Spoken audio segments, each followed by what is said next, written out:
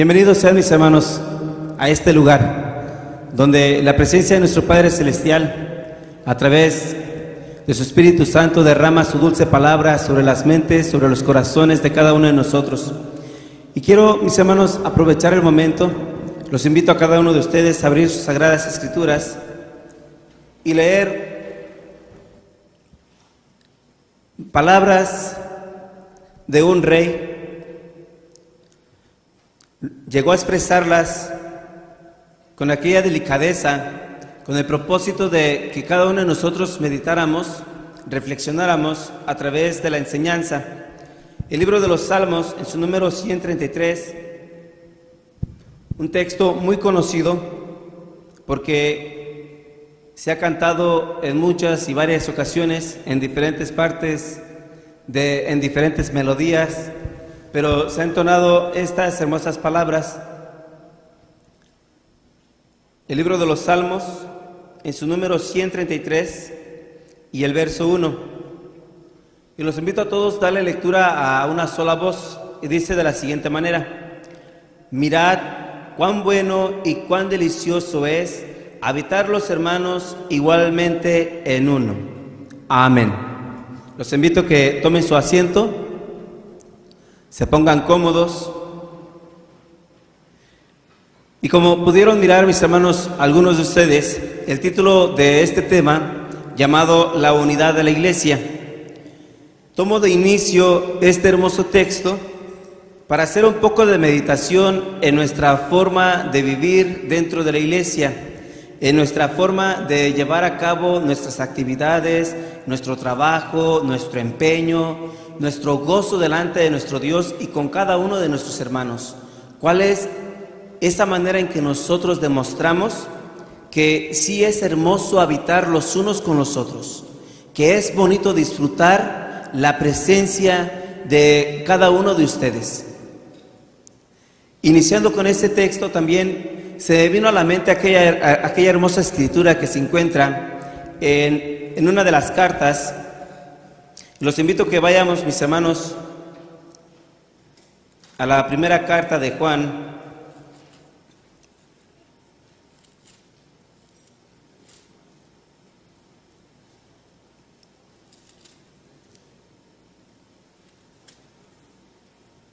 Les dije que carta, ¿verdad, mis hermanos? Pero es la epístola, la primera epístola de Juan. Y voy a darle lectura al verso 1 y al verso 2. Dice de la siguiente manera: mirad cuál amor nos ha dado el Padre, que seamos llamados hijos de Dios. Por esto el mundo no nos conoce, porque no le conoce a Él. Muy amados, ahora somos hijos de Dios, y aún no se ha manifestado lo que hemos de ser, pero sabemos que cuando Él apareciere seremos semejantes a Él, porque le veremos como Él es. Me gustaría que cada uno de nosotros tomemos en cuenta estas hermosas palabras que son de mucho aprecio y de mucho valor. En muchas ocasiones hay hijos que no están contentos porque tuvieron padres que probablemente se dedicaron a las drogas, padres que se dedicaron al alcohol, padres que probablemente no pusieron ningún empeño para poder asimismo construir una casa, para poderles ofrecer alimentos. Y crecen aquellos jóvenes y dicen: lamento que haya sido mi padre, es más, no te conozco. Y yo quisiera que cada uno de ustedes reflexionara y meditara: ¿quién es nuestro Padre? ¿Será que nosotros nos avergoncemos de Dios? Él es el Padre creador de cada uno de nosotros. Y lo más hermoso de todo esto es de que nosotros no éramos parte de este hermoso misterio. Pero por la gracia hermosa de nuestro Dios, también de nuestro Señor Jesucristo, podemos mirar que hemos sido ingeridos a esa buena oliva, y que por esa hermosa gracia ahora podemos ser hijos del Rey de Reyes, y que por esa hermosa bendición nosotros podemos decir: Abba Padre. Dice la Escritura, dice: mirad cuál amor nos ha dado el Padre, que seamos llamados, ¿qué? Que seamos llamados hijos de Dios, mis hermanos. Y quiero que cada uno de ustedes hoy en este día se sienta muy especial, se sienta dichoso de que usted es hijo, no del presidente de la República, usted es hijo del Rey de Reyes, del Creador del universo, del que cada mañana permite un suspirar en su ser. Es usted hijo del Rey de Reyes, del Todopoderoso. La Escritura nos dice en Romanos capítulo 12,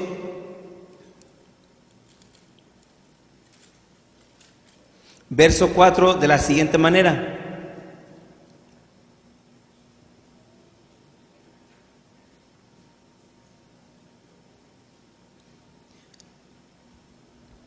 voy a invitarlos a leer el verso 3 también, del verso 3 en adelante. Estando todos allí, dice la Escritura de la siguiente manera: digo pues, por la gracia que me es dada, a cada cual que está entre vosotros, que no tenga más alto concepto de sí que el que debe tener, sino que piense de sí con templanza, conforme a la medida de fe que Dios repartió a cada uno. Dato importante en este verso: que no tengamos un concepto más alto de la fe que hemos adquirido. Siguiente verso: porque de la manera que en un cuerpo tenemos muchos miembros, empero todos los miembros no tienen la misma operación.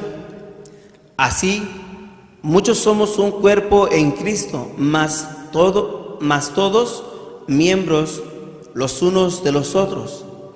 De manera que, teniendo diferentes dones, según la gracia que nos es dada, si el de profecía, úsese conforme a la medida de la fe. Y empieza a mencionar varios aspectos, varios dones que podemos tener cada uno de nosotros. La razón por la cual vengo con este tema es porque se mira, mis hermanos, en muchas ocasiones que no tenemos un mismo sentir, que no tenemos ese mismo deseo de servir a nuestro Dios, que en muchas ocasiones llegamos aquí por la misma costumbre y la rutina que todos tenemos de sábado con sábado presentarnos delante de Dios. Pero no sé, tal vez es el cansancio, es las preocupaciones, la desesperación por el tráfico, la gente que nos rodea. Y probablemente todo este tipo de cosas bajan nuestro ánimo. Y cuando llegamos al fin a ese lugar, a los pies de Jesús, a los pies de nuestro Padre Celestial, llegamos aquí derrotados, cansados, fatigados, sin ganas de proseguir.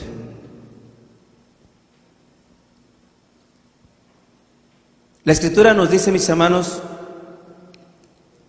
que todos en este lugar somos un solo cuerpo. Y sí es cierto, mis hermanos, muchos de nosotros tenemos esa fe, tenemos ese deseo, ese calor hermoso de servir a nuestro Padre Celestial, y probablemente solamente lo agarramos, lo abrazamos, pero no lo dejamos que otros que vienen con necesidad se gocen de eso mismo. Y nos encerramos en nuestro propio pensamiento de decir: yo estoy bien con Dios, yo vengo alegre, yo vengo feliz, y lo siento por el que viene triste, cansado y derrotado. Pues la verdad es que él también ya conoce de la palabra de Dios. Y la pregunta es: ¿para qué hemos venido a este lugar? Imagínense, hermanos,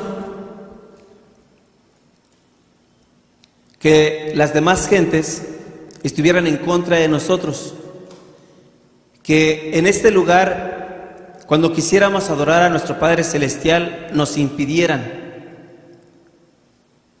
que cuando llegáramos a la entrada de la puerta de este lugar nos amenazaran, que cuando empezáramos a cantar nos empiecen a decir: bájenle, se escucha muy fuerte. ¿Cómo ustedes creen que reaccionarían? ¿Cómo reaccionaríamos ante esta situación? Hubo un pueblo en la antigüedad que la verdad, mis hermanos, queda como reflexión para cada uno de nosotros, de que gracias a Dios estamos en momentos de libertad, donde nuestra expresión, donde nuestro gozo, nuestra armonía, nuestra alegría se puede demostrar y podemos transmitirla a aquellos que se encuentran agotados, cansados y sin fuerzas. Dice la Escritura en Nehemías, y esta Escritura, mis hermanos, yo quiero verla como una Escritura o una reflexión muy fuerte. Nehemías capítulo 4, mis hermanos.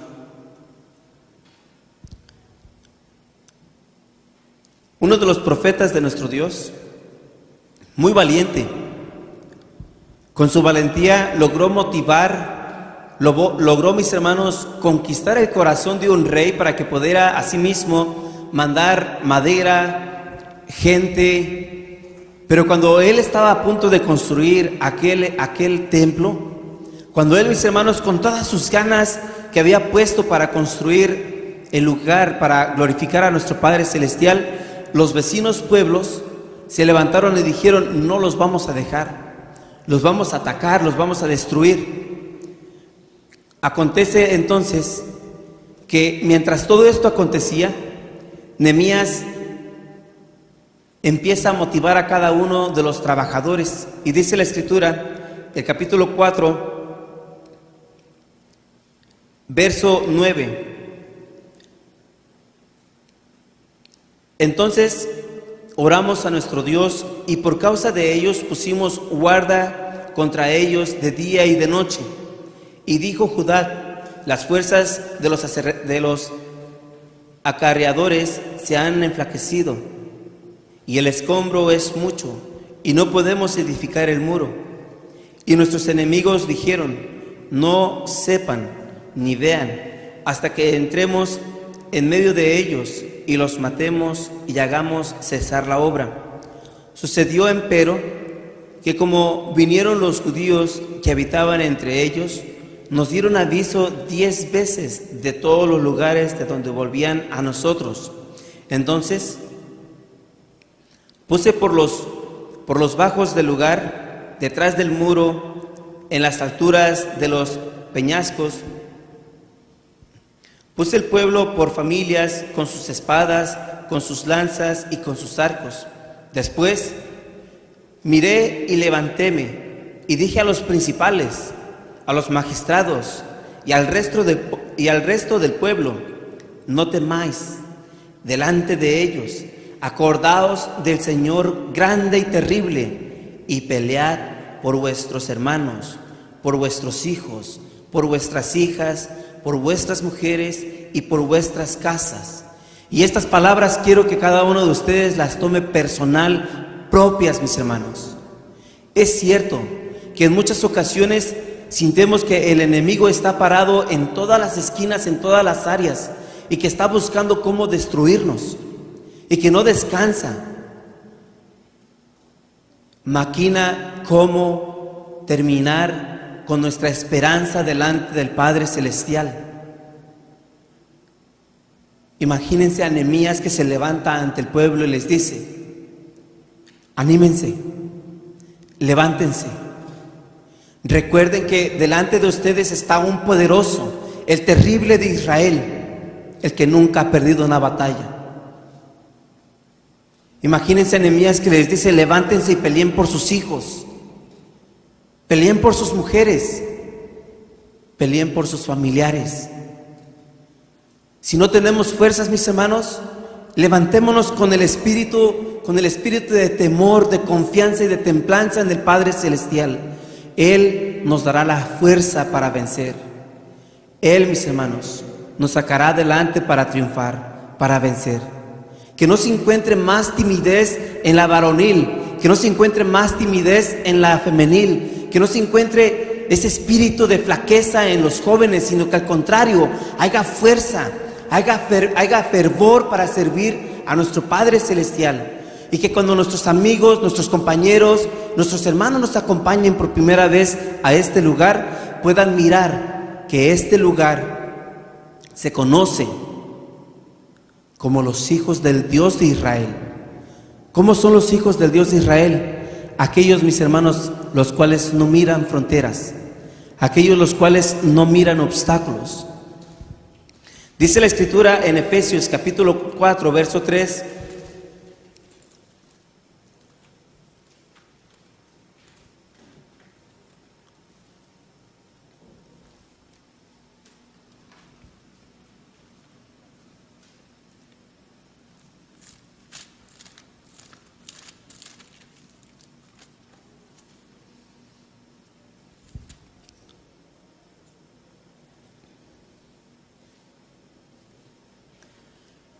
Capítulo 4, verso 3 y el verso 4 a la misma vez, dice de la siguiente manera: solícitos a guardar la unidad del Espíritu en el vínculo de la paz, un cuerpo y un espíritu, como sois también llamados a una misma esperanza de vuestra vocación.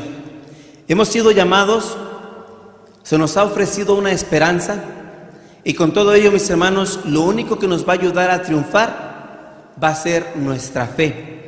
Pero también nos dice entonces Efesios, el mismo capítulo 4 y el verso 13, dice de la siguiente manera: hasta que todos lleguemos a la unidad de la fe y del conocimiento del Hijo de Dios, a un varón perfecto, a la medida de la edad de la plenitud de Cristo. El verso 14: que ya no seamos niños fluctuantes y llevados por donde quiera de todo viento de doctrina y por estratagema de hombres que para engañar emplean sus astucias, los artificios de error.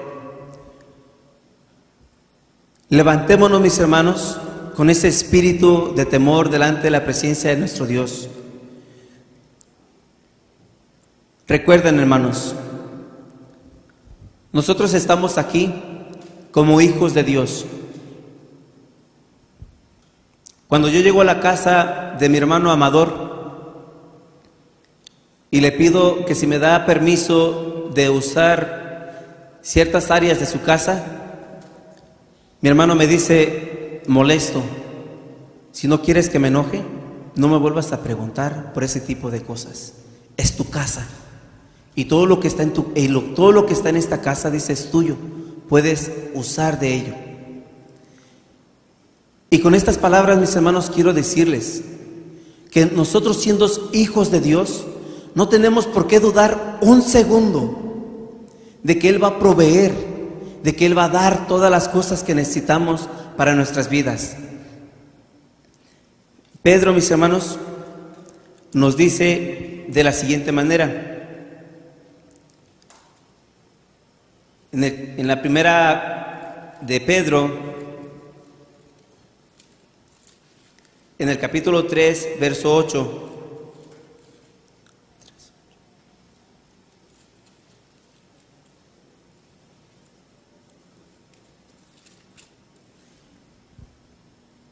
verso 8 dice de la siguiente manera así: y finalmente, sed todos de un mismo corazón, compasivos, amados fraternalmente, misericordiosos y amigables. Finalmente dice: sed todos de un mismo corazón, que seamos todos de un mismo sentir.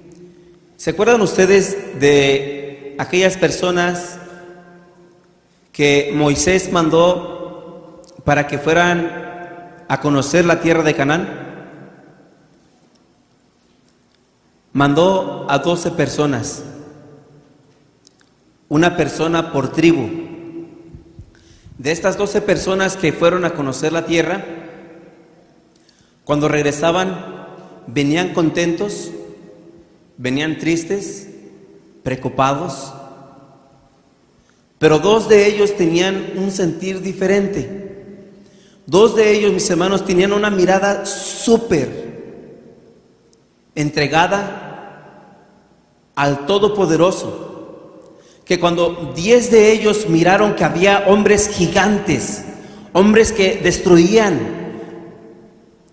2 de ellos miraron al Dios solo poderoso y dijeron: Él es terrible, Él es vencedor, Él gana todas las batallas, no vamos a perder.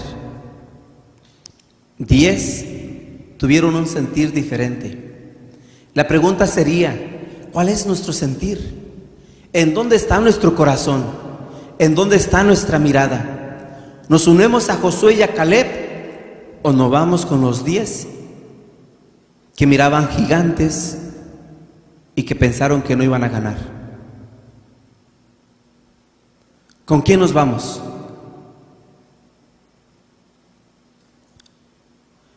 Una de las cosas curiosas, mis hermanos, es que estos dos hombres, cuando salieron de la tierra de Canaán, los dos llevaban un solo sentir, en diferente pensamiento, en diferente manera, porque eran libres de pensar lo que ellos querían. Pero cuando Caleb se levanta y empieza a expresar sus palabras y a decir que él no estaba de acuerdo con los 10, a decirles que ellos eran poderosos, que ellos tenían la fuerza para poder vencer a toda aquella tierra de Canaán. Y cuando Josué tiene la oportunidad, él de desesperación dice que rompe sus vestidos. No podía entender, mis hermanos, cómo era posible que podían mirar tanta fuerza en el ser humano y podían mirar a un Dios tan pequeño, tan débil. Y son cosas que cada uno de nosotros nos toca vivir en momentos, en circunstancias de dificultad.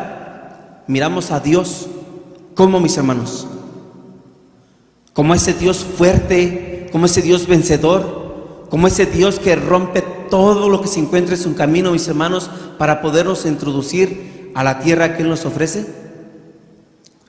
O miramos a nuestro Dios como un perdedor, o lo miramos con duda. ¿Y será que sí va a responder? ¿Será que sí me va a dar? Es que la verdad yo ya no puedo, ya no tengo fuerzas. ¿Será que sí se va a levantar Dios para pelear contra todos mis enemigos?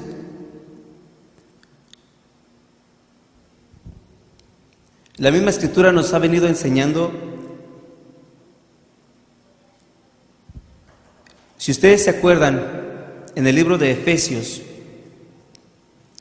a papá Dios le gusta la unidad. A papá Dios le gusta que nosotros seamos unidos.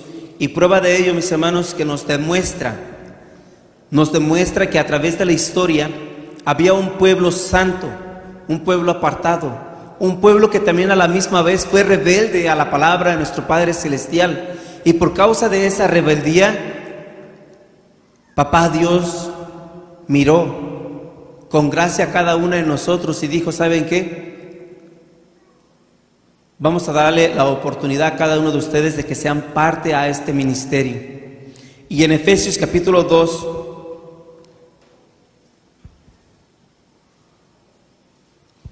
en el verso 12, mis hermanos, nos dice de la siguiente manera, que en aquel tiempo estabais sin Cristo, alejados de la República de Israel y extranjeros a los pactos de la promesa, sin esperanza y sin Dios en el mundo. Mas ahora, en Cristo Jesús, vosotros, que en otro tiempo estabais lejos, habéis sido hechos cercanos por la sangre de Cristo.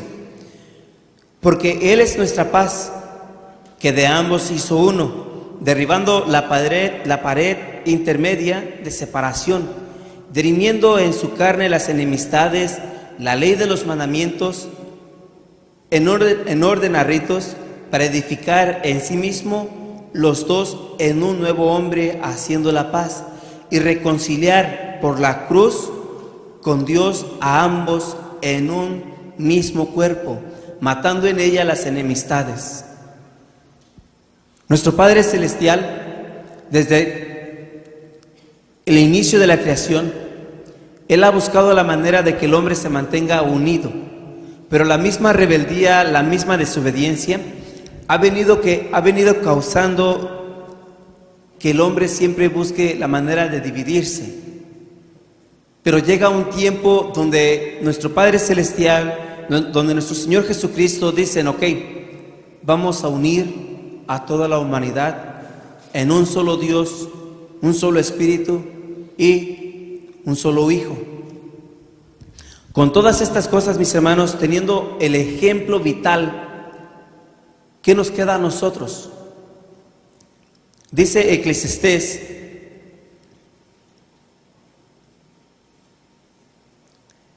capítulo 4,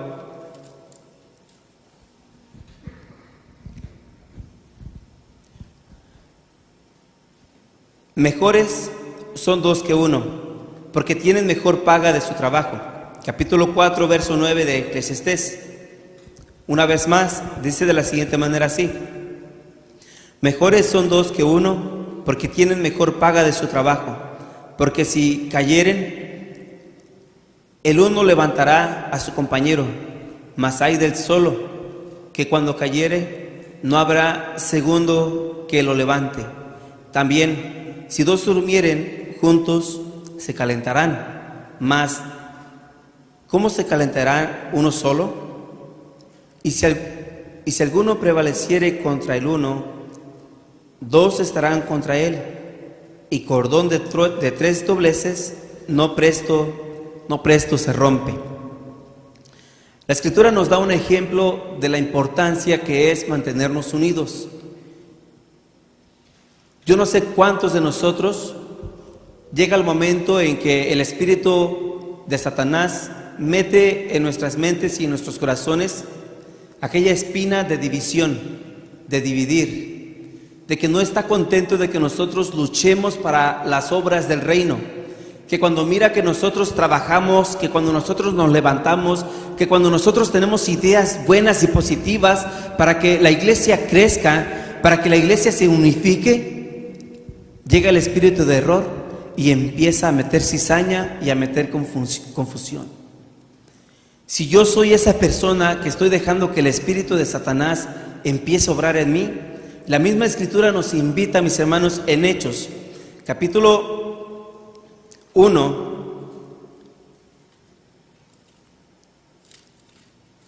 Hechos capítulo 1, verso 14. Todos estos perseveraban unánimes en oración y ruego con las mujeres y con María, la madre de Jesús, y con sus hermanos. ¿En cuántas ocasiones nos hemos unido en oración para poder romper, mis hermanos, aquellas cadenas que nos atan a Satanás?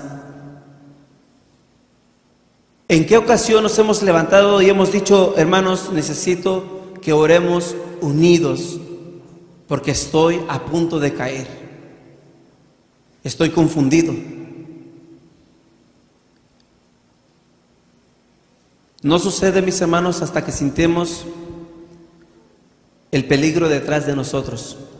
Hay una reflexión de un hombre que quedó ciego. Tenía la fuerza para caminar, tenía la fuerza, mis hermanos, para moverse, para hacer todas las actividades,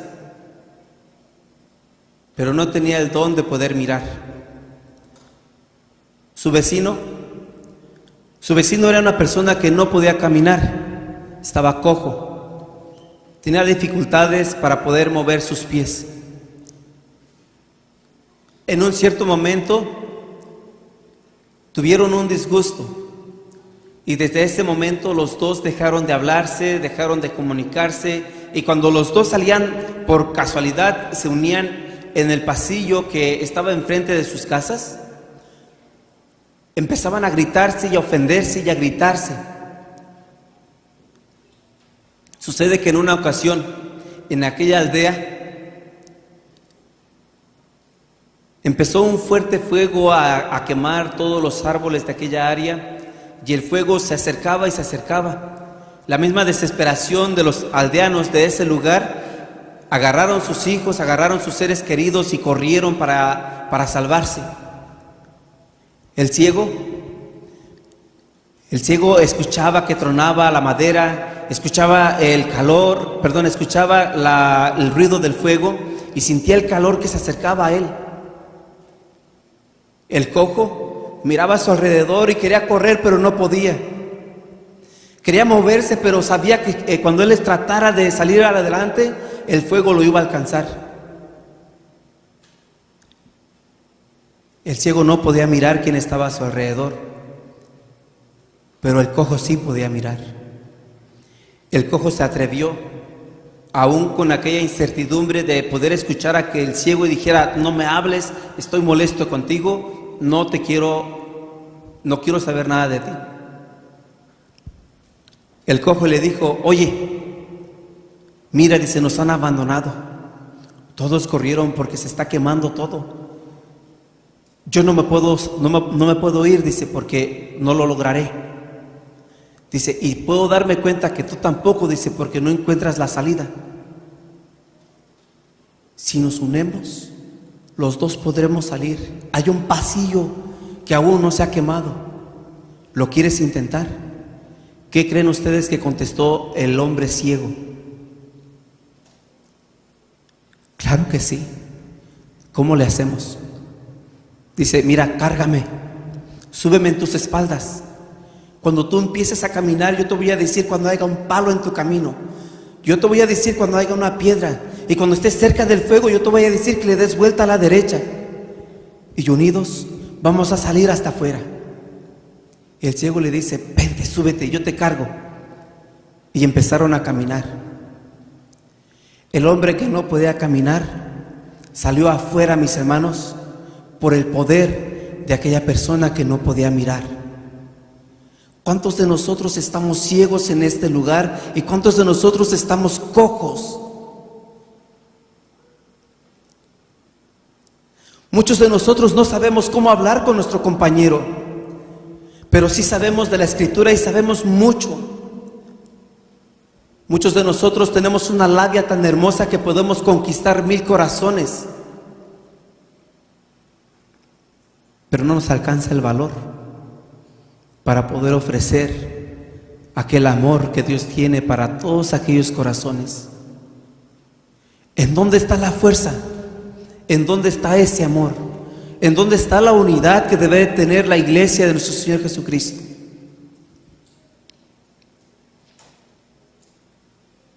¿Se acuerdan cuando llegaron aquí? Muchos de nosotros veníamos con frío, llegamos a este lugar con hambre, con sed, y queríamos que un hermano llegara, se nos acercara, nos platicara y nos brindara de su amor, de su cariño, que nos brindara aquellas palabras que pudiera motivarnos a tener una visión, a tener una meta ante la presencia de nuestro Dios.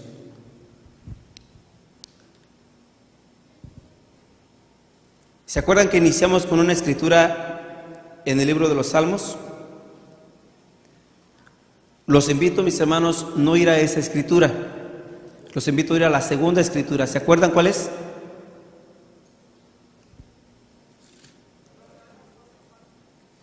Romanos 12:4 fue la tercera, mi hermana, pero vamos a ir con la segunda, que se encuentra en San Juan capítulo 3, la primera epístola de San Juan.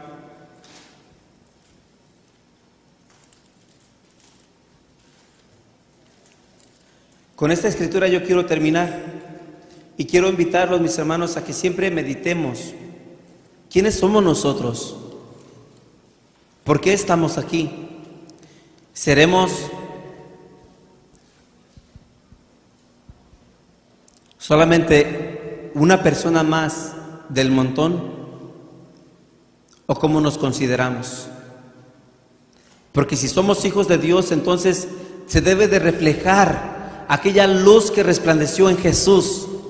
Se debe reflejar, mis hermanos, aquella gracia, aquella fe que Jesús tuvo cuando estuvo aquí en la tierra.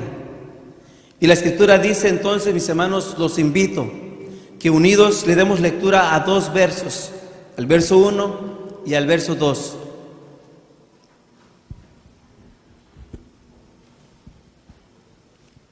¿Estamos todos ahí? Dice entonces el verso 1 de la siguiente manera así: mirad cuál amor nos ha dado el Padre, que seamos llamados hijos de Dios. Por esto el mundo no nos conoce, porque no le conoce a Él. Muy amados, Ahora somos hijos de Dios y aún no se nos ha manifestado lo que hemos de ser, pero sabemos que cuando Él apareciere, seremos semejantes a Él, porque le veremos como Él es. Llevemos, mis hermanos, esta promesa en nuestras mentes y en nuestros corazones y no flaqueemos, sino que al contrario, que nuestra fe, mis hermanos, crezca aún más todavía. Les deseo muchas bendiciones, mis hermanos, y paz a vosotros.